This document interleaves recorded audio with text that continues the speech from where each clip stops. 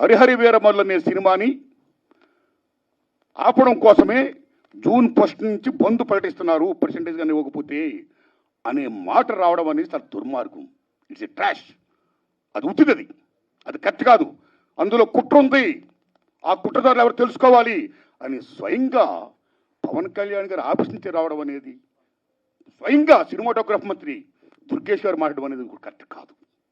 ఎందుకంటే మిత్రులారా, producer council కానీ, ఫిల్మ్ ఛాంబర్ కానీ, అది సినిమా పరిశ్రమ పాలనా సంస్థలు, ఆ 2 సంస్థలు కూడా బంద్ ప్రకటిస్తామని ఇప్పుడు చెప్పలా.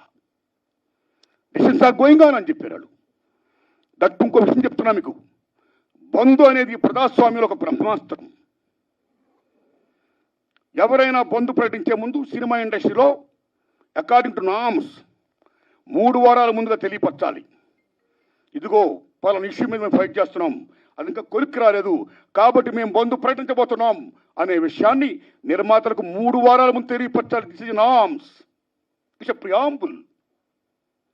3 వారాల ముందు తెలియపరిస్తే రిలీజ్ డేట్ ఎవరు తెచ్చుకున్నారో, మేము రిలీజ్ డేట్ ఇచ్చుకున్నామండి, ఇంకో 2 వారాలు మేము రిలీజ్ చేస్తున్నామండి అని ప్రిపేర్ అయిన నిర్మాతలను ఇబ్బంది పెట్టకుండా ఉండడం కోసమే 3 వారాల ముందు తెలియపరచాలి అకార్డింగ్ టు నామ్స్.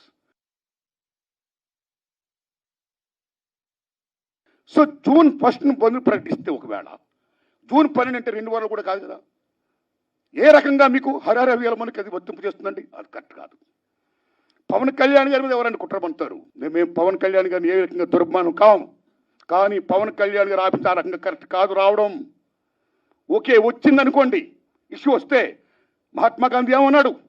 ప్రపంచ యుద్ధాలను కూడా చర్చల ద్వారా ఆపొచ్చు అన్నాడు ఆయన. ఒక సీఎం, ఒక డిప్యూటీ సీఎంగా మీరు అక్కడ సీఎం చంద్రబాబు నాయుడు గారితో మాట్లాడి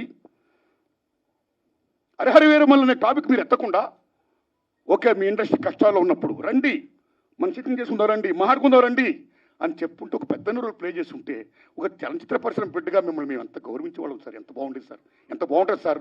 ఆ పని చేయండి సార్ పవన్ కళ్యాణ్ గారు.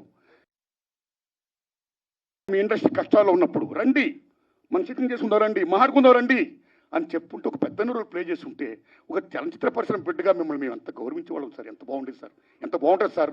ఆ పని చేయండి సార్ పవన్ కళ్యాణ్ గారు.